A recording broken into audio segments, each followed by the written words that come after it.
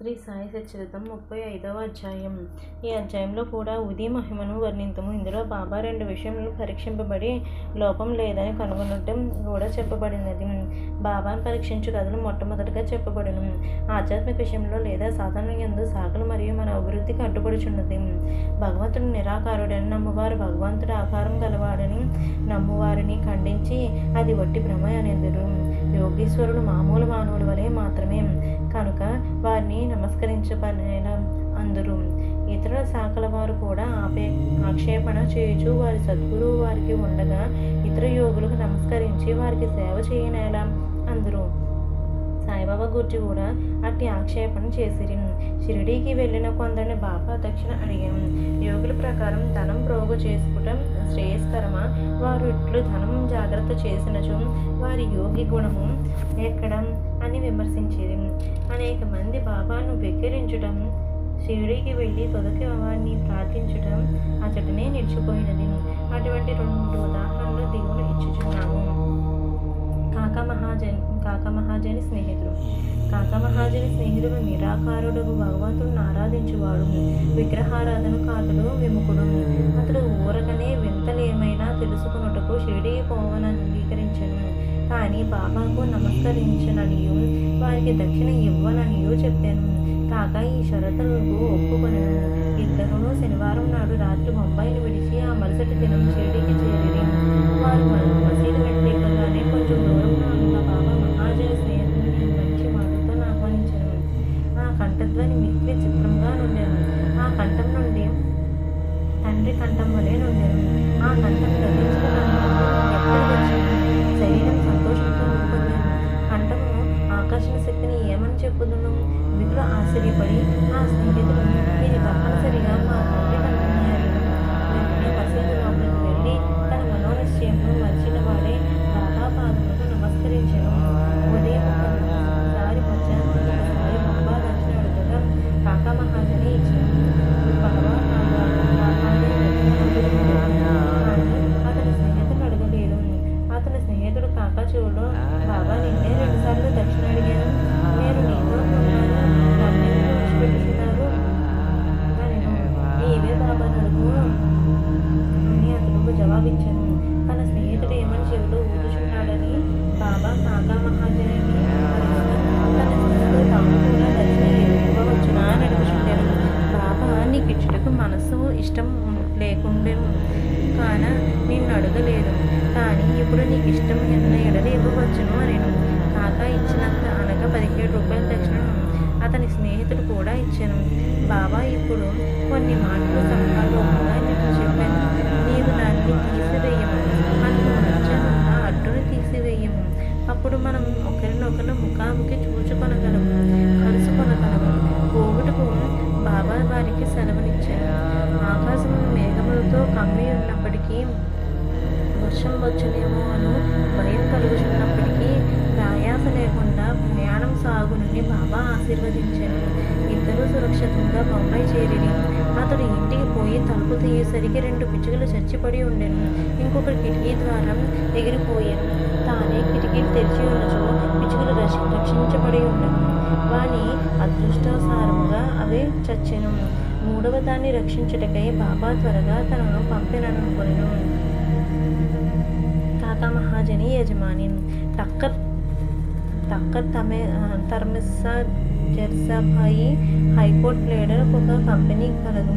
దాని కాకా మేజర్గా పనిచేయుచుండెను. యజమాని మేజర్ను అన్యోన్యంగా ఉండేవారు. కాకా షిరిడీలో అనేక సార్లు పోవుట, కొన్ని దినముల నుండి తిరిగి బాబా అనుమతి పొంది వచ్చుట మొదలగు టక్కరునకు తెలియను. కుతూహలం కోసం బాబాను పరీక్షించు ఆసక్తితో టక్కర్ కాకాతో హోలీ సెలవుల్లో షిరిడీ పోవ నిశ్చయించుకొనెను. కాకా ఎప్పుడు తిరిగి వచ్చునో అనేది నిశ్చయముగా తెలియదు కనుక టక్కరించుకొనని వెంట తీసుకుని వెళ్ళాను. ముగ్గురు కలిసి బయలుదేరి బాబాకిచ్చుడికై కాకా 2 సేర్ల ఎండు ద్రాక్ష పండ్లు దారిలో కొనెను. వారి షిరిడీకి సరైన వేళకు చేరి బాబా దర్శనముకు మసీదుకు పోయి అప్పుడు అక్కడ బాబాసాహెబ్ తరపున నుండి టక్కర్ మీరెందుకు వచ్చిరని తర్కుడు అడిగాను. దర్శనం కొరకు తర్కుడు జవాబిచ్చాను. మహిమలు ఏమైనా జరగవయ్యనని టక్కర్ ప్రశ్నించాను. బాబా వద్ద ఏమైనా అద్భుతం చూచుట తన నైజం కాదని, భక్తులు ప్రేమతో కాంక్షించుచున్నదని, తప్పక జరుగునని తర్కన్ చెప్పాను. కాక బాబా పాదములకు నమస్కరించి ఎండు ద్రాక్షలను అర్పించను. బాబా వాడిని పంచిపెట్టమని ఆజ్ఞాపించను. టక్కర్కు కొన్ని ద్రాక్షలను దొరికాను. అతనికి అవి తినుటకు ఇష్టం లేదు. ఎందుచేతనగా తన వైద్యుడు కడిగి శుభ్రపరచనిదే ద్రాక్షలు తినకూడదని సలహా ఇచ్చుచుండెను. ఇప్పుడు అతనికి అది సమస్యగా తోచెను. తనకు వారిని తినుటకు ఇష్టం లేదు, కానీ బాబా తినుటకు ఆజ్ఞాపించ పారవేయలేకుండెను. పారవేసినట్లయితే బాగుండదని వానిని నోట్లోకి వేసుకొనెను. గింజలనేమి చెయ్యవలనో తోచకుండెను. మసీదులో గింజలు వేటుకు జంకుచుండెను. తన ఇష్టమునకు వ్యతిరేకంగా గింజలు తన జేబులో వేసుకొనెను. బాబా యోగి అయినచు తనకు ద్రాక్ష పండ్లు ఇష్టం లేదని తెలియదా? బాబా వాని నేల బలవంతంగా నిచ్చెను. ఈ ఆలోచన అతని మనసును తట్టగానే బాబా ఇంకను మరికొన్ని ద్రాక్ష పండ్లు ఇచ్చెను. అతను వారిని తినలేదు, చేతుల్లో పట్టుకొనెను. బాబా వారిని తినమనెను. వారు ఆజ్ఞానుసారంగా తినగా వానిలో గింజలు లేకుండెను. అందుకతడు మిగులు ఆశ్చర్యపడెను. అద్భుతములు చూడలేదనుకొనెను. కాన అతనిపై నీవు అద్భుతం ప్రయోగింపబడెను. బాబా తన మనసును కనిపెట్టిన గింజలను గల ద్రాక్ష పండ్లో గింజలు లేవని మార్చివేశాను. ఏమి ఆశ్చర్యమైన శక్తి! బాబాను పరీక్షించుటకు తర్కడు కెట్టి ద్రాక్షలు దొరికేనని అడిగాను. గింజలతోనున్నవి దొరికేనని తర్కండి చెప్పాను. టక్కర్ ఆశ్చర్యపడాను. తన యందు ఉద్భవించిన నమ్మకం దృఢపరచుటకే బాబా యథార్థముగా యోగి అయినచు ద్రాక్ష పండ్లు మొట్టమొదట కాకాకి ఇవ్వగా అనుకొనెను. అతని మనసునందున్న ఈ సంగతి కూడా గ్రహించి బాబా కాకా వద్ద నుంచి 2 ద్రాక్షను పంపిణీ ప్రారంభించవలసిందని ఆజ్ఞాపించెను. ఈ నిదర్శనంతో టక్కర్ సంతృష్టి చెందెను. శ్యామ టక్కరును కాక యజమానిని కాక బాబాను పరిచయం చేశాను. అందుకు బాబా ఇట్లనెను, అతడు ఎట్లు వానికి యజమాని కాగలడు? అతడికి యజమాని వేరొకరు కలరు. కాక ఈ జవాబు చాలా ప్రగతి చెందెను. తన మనోనిశ్చయం మరిచి టక్కర్ బాబాకు నమస్కరించి వాడాకు తిరిగిపోయాను. మధ్యాహ్నారతి అయిన పిమ్మట వారందరూ బాబా సెలవు తీసుకొనుటకు మసీదుకు పోయిరి. శ్యామ వారి పక్షమున మాట్లాడెదను. బాబా ఇట్లు చెప్పు దొడంగెను. ఒక చంచల మనసు గల పెద్ద మనుష్యుడుండెను. అతనికి ఆరోగ్యములు ఐశ్వర్యములు కూడా ఉండెను. ఎట్టి విచారములు లేకుండెను. అనవసరమైన ఆరాటం పైన వేసుకొనెను. ఎక్కడెక్కడ తిరుగుచు మనశ్శాంతిని పోగొట్టుకొనుచుండెను. ఒక్కొక్కప్పుడు భారములన్నీ వదిలివేయుచుండెను, మరొకప్పుడు వానిని మోయుచుండెను. అతని మనస్సు నిలకడగా లేకుండెను. అతని స్థితి కనిపెట్టి కనికరించి, నేను నీ కష్టమును వచ్చిన చోట నీ నమ్మకం పాదుగలుపము. ఎందుకు ఇట్లు భ్రమించదవు? ఒక చోటను ఆశ్రయించుకుని నిలకడగా ఉండు అని చెప్పి తిని. వెంటనే టక్కర్ అదెంతయో తన గూర్చి అని గ్రహించి కాకా కూడా తన వెంట రావాలని అనుకున్నాను. కానీ కాకాకు అంత త్వరగా చిరిడి విడిచుటకు ఆజ్ఞ దొరకనని ఎవరూ అనుకొనలేదు. బాబా దీన్ని కూడా కనుగొని కాకాను అతని యజమానితో పోవుటకు అనుజ్ఞనిచ్చాను. ఈ విధంగా బాబా సర్వజ్ఞుడేటిచే టక్కరుకు ఇంకొక నిదర్శనం దొరికాను. బాబా కాకాను 15 రూపాయలు దక్షిణ అడిగి పుచ్చుకోమని అతనికి ఇట్లని చెప్పాను.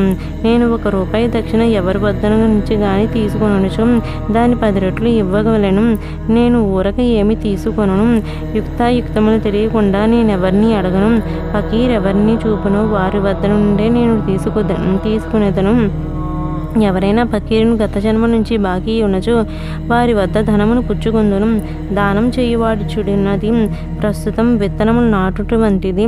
అది మన ముందు గొప్ప పంట అనుభవించుట కొరకే.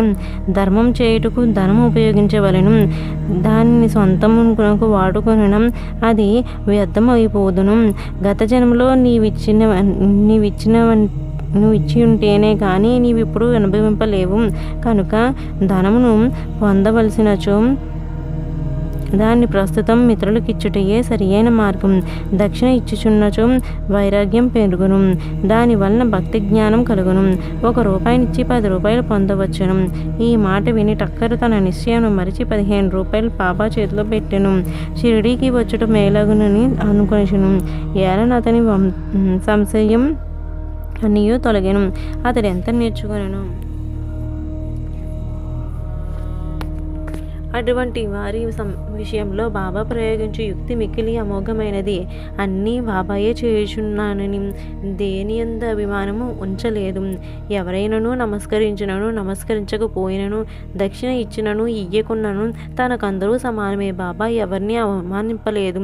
తనను పూజించినందుకు బాబా గర్వించేవారు కాదు. తనను పూజించలేదని విచారించేవారు కాదు. వారు ద్వంద్వాతీతులు. నిద్ర పట్టని రోగము. బాంద్రా నివాసి కాయస్థ ప్రభు కులమునకు చెందిన ఒక పెద్ద మనుష్యుడు చాలా కాలం నిద్ర పట్టక బాధపడుచుండెడివాడు.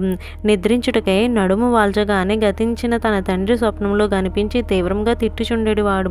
ఇది అతనికి నిద్రను భంగపరిచి రాత్రియందు స్థిరంగా చేయుచుండెడిది.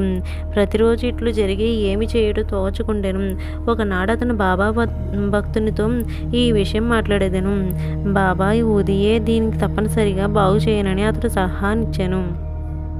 అతడు వానికి కొంత యూదినిచ్చి ప్రతిరోజు నిద్రించుటకు ముందు కొంచెం నుదుటిపై రాసుకుని మిగతా పొట్లమును తల క్రింద దిగువ పెట్టుకోమనెను. ఇట్లు చేసిన పిమ్మట సంతోషం ఆశ్చర్యం కలుగునట్లు అతనికి మంచి నిద్ర పట్టెను. ఎట్టి చికాకు లేకుండా అతని సాయి నిత్యం స్మరించుచుండెను. సాయిబాబా పటం తెచ్చి గోడపై వేలాడి తీశాను. దాన్ని ప్రతిరోజు పూజించుచుండెను. గురువారం నాడు పూలమాల వేయుచుండెను. నైవేద్యం సమర్పించుచుండెను. పిమ్మట అతనికి వ్యాధి పూర్తిగా తగ్గిపోయినను. బాలాజీ పాటిల్ నేవాస్కరు. ఇతడు బాబాకు గొప్ప భక్తుడు. ఇలా ఫలాపేక్ష లేకుండా చాలామందికి సేవ చేశాను.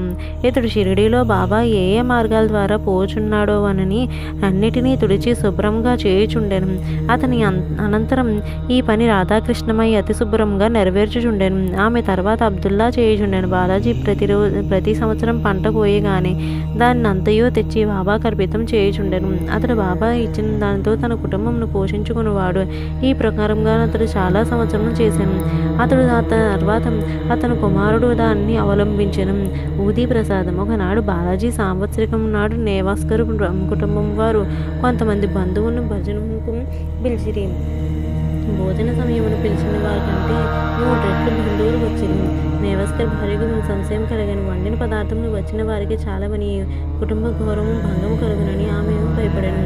ఆమె అత్తగారు ఓదార్చు భయపడకు, ఇది మనది కాదు, ఇది సాయి ఆహారమే. అన్ని పాత్రలు గుడ్డలతో పూర్తిగా కప్పివేయము, వాళ్ళు కొంచెం ఊదివేయము, గుడ్డ పూర్తిగా తీయకుండా వడ్డన చేయము, సాయి మనను కాపాడును అనెను. ఆమె ఆ సలహా ప్రకారం చేశాను. వచ్చిన వారికి భోజన పదార్థం సరిపోయేటే కాక ఇంకా చాలా మిగిలిన. తీవ్రంగా ప్రార్థించినచో యథాప్రకారంగా ఫలితం పొందవచ్చునని ఈ సంఘటన తెలుపుచున్నది. సాయి పాము వలె కనిపించటం.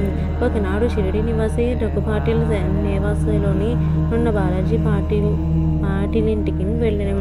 ఆనాడు సాయంకాలం ఒక పాము ఆవుల పొట్టంలోనికి పసుపొట్టుచూ దూరాను. అందులో పశువులన్నీ భయపడి కథలకు వచ్చాను. ఇంటిలో వారందరూ భయపడి కానీ బాలాజీ శ్రీ సాయి అని రూపంలో వచ్చిన దాన్ని భావించాను. ఏమీ భయపడక గిన్నెతో పాలు తెచ్చి సర్వం ముందు పెట్టి ఇట్లా, బాబా ఎందుకు పొసగొట్టుచున్నావు? ఎందుకు ఈ అలజడి? మమ్ము భయపెట్టదచ్చితవా? ఈ గిన్నెడు పాలు తీసుకొని నెమ్మదిగా త్రాగుము. ఇట్లనుచు దాని దగ్గరికి నిర్భయంగా కూర్చుండెను. ఇంటిలోనికి తక్కిన వారందరూ భయపడిరి. వారు ఏమీ చేయుటకు తోచకుండాను. కొద్దిసేపట్లో సర్పం తనంతలో తానే మాయమైపోయాను. ఎంత వెతికినో కనిపించలేదు. బాలాజీకి 2 భార్యలు, కొంతమంది బిడ్డలు ఉండేది. బాబా దర్శనకే వారు అప్పుడప్పుడు షిరిడీ పోచుండేవారు. బాబా వారి కొరకు చీరలు బట్టలు కొని ఆశీర్వచనంతో ఇచ్చుచుండేవారు. 35వ అధ్యాయం.